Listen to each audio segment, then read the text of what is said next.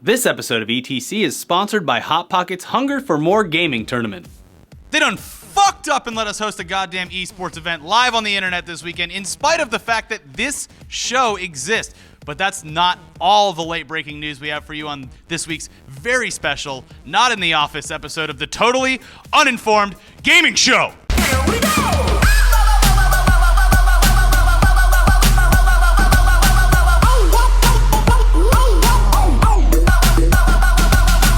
Okay, first of all, let's cut the shit and talk about what the hell we're doing down here in an esports venue for a gaming event. Well, we're hosting a live stream tonight and tomorrow, Saturday. Yeah. On twitch.tv/machinima and youtube.com/machinima. Or, if you live down here in the OC, near Santa Ana, and just want to hang out on a Saturday with us, the address is google.com. Just Google it. And you just Google Esports Arena Santa Ana. Also, I think there's going to be free Hot Pockets here or something because they are hashtag sponsoring the event. Yeah. Hashtag ad. You've seen the ads. Let's eat a Hot Pocket and get right into the news. Yeah, come down and hang out with us. Hashtag waste your time 2016. Now, anyway, stop everything, guys, because Rocket League is getting the motherfucking Batmobile in the game. Holy shit! So this has to be one of the coolest integrations we've ever seen. It's even cooler than their Back to the Future DeLorean DLC that was released a few months ago. I get to score goals in your bitch ass in the Batmobile from Batman v Superman Dawn of Justice. That's pretty cool. Yeah, you'll put a little sombrero on the Batmobile. Yeah, make it look real cool. Yeah. The DLC will cost a measly $2 and will feature the battle car and 3 flags, each of which will represent the following characters: Batman, Superman, and Wonder Woman. Sorry, all you Lex Luthor fans out there, there is no LexCorp car just yet. Or flag, for that matter. No Eisenberg floating head with wheels on Yeah. it. But, again, Rocket League is one of the only games that we've never actually shit on with this show. It's pretty much perfect. Yeah. They continue to offer a unique gaming experience with some of the coolest surprises and most affordable DLC in the space. So bravo. I'll just put the T.U.G.S flag in there. Yeah, what are you guys waiting for? It's a beautiful flag. But let's move on to theft in video games between developer and developer. Developers. Because the team behind the now ironically titled Uncharted 4: A Thief's End straight up stole some in-game artwork from none other than Assassin's Creed. Bad boys. Yes. You're a bad boy, Nathan Drake. Ooh, what a naughty dog. Naughty dog. The bad dog. Yeah. In the latest trailer for the game story, there is a piece of art that not only is shown in the trailer, but is zoomed in on for a split second. It turns out that this is a concept art for Assassin's Creed 4 Black Flag. Yeah. So obviously, prominently featured, people close to Assassin's Creed 4 started tweeting out their concerns, saying that it was stolen, and they showed the original, and even the official Assassin's Creed Twitter account got involved by retweeting it, therefore confirming that the art was stolen by a very naughty dog. Yeah, now shots fired, obviously, but as quick as all this went down, it was cleaned up by the folks over at Naughty Dog, who issued an apology. They basically claimed it was an accident. They said, "In our eagerness to get the story trailer out, we made a regrettable mistake and didn't thoroughly vet the artwork used for an in-game painting. We've already updated the trailer. We hold all artistry in high regard and take full responsibility for having allowed this to happen. We want to sincerely apologize to everyone at Ubisoft and the Assassin's Creed team, the original artist, and their fans, our fans, Naughty Dog fans. Yeah, good dog. Good dog? So, yeah, the trailer's been updated. Apologies have been sent. Even Ubisoft deleted their retweet that they sent out, so I guess we're all good. Hopefully, if the world can forgive...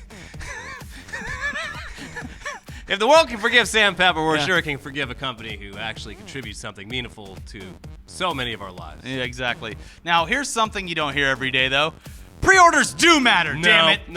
No, they don't. Well, in the case of smaller non-AAA titles, at least, because a game for the PS Vita called Uppers has now been officially taken from its original release date of April 21st, 2016, to a release date of, well, potentially never. You get nothing. It's just to be announced is apparently the TBA. way they're wording it. So way to vote with your wallet, guys, and make the game dev cry. You guys are a bunch of fuckboys. The game's creator, most likely choking back tears, said about the delay, "The number one reason is that the number of pre-orders didn't stretch as far as we Kermit thought. the Frog? We decided that the initial number of copies for the marketplace on the number. What? Did you just question it in the voice? I don't even know what I'm saying. It's basically, I didn't get enough pre-orders. Yeah. Moving on, he Okay. continued. Again, I'd truly like to apologize to those who pre-ordered and are looking forward to this game. But don't feel too bad. This is just basically handing out a Darwin Award for gaming. Maybe people didn't want to own a fighting game with elements of what looks like to be one of those yandere simulators. I think it's called Yonder. Whatever. Yondir. Just who needs to fight people while looking at upskirt shots of Chinese Japanese girls? Also, I never realized how much of a connection Kermit the Frog and Pee Wee Herman had until just right now. Yeah. Are they related? Kermit the Frog here. Speaking of things that might be considered offensive, like Yondirs, there was a game way back before every 19-year-old who watches this show was born called Carmageddon. Yeah.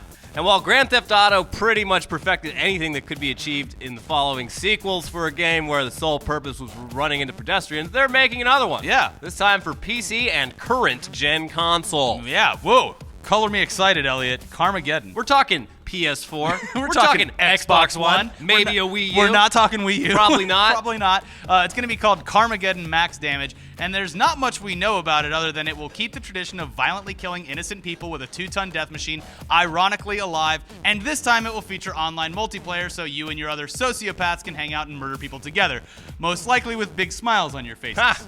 Stupid pedestrians. Yeah, I want to pre-order this game and not Cool Uppers Yandere Simulator game. Yeah. Whatever. They wouldn't call them pedestrians if they weren't all pedos. Yeah. So run over those pedos. Mm-hmm. Anyway, there's no release date yet, but the devs are saying it'll be later this year. Yeah. But if you ordered the Steam Early Access game Carmageddon Reincarnation last year, you'll be getting this one for free. So start your engines. And then viciously murder people in Yeah. cold blood. Yeah. Anyways, here's some quick bullet points about more real news that we just don't care about, but you should be aware of. The original Geometry Wars has been added to the Xbox One backward compatibility list. In spite of the fact that Geometry Wars 2 is the one you want. Yeah. Whatever. Yeah. Who cares? Valve has graphically improved CSGO with new lighting and shader effects. Ooh. Still going. Yeah. Everyone just wants to open cases anyway, so who gives a shit? Yeah, and everyone who's like really good at it, like turns all the shadowing and shit down. Yeah. Because it like just distracts you. Elite hacks. The HTC Vive is going to be priced at $800, but it's not like anyone didn't see that coming after the Oculus Rift set the precedent with their price of $2 billion. Yeah. And Twitch is streaming the entire Pokemon animated series this weekend. But we know that you'd rather be watching us over at youtube.com/machinima and twitch.tv/machinima live from the esports arena, which is this. So don't even front. Yeah.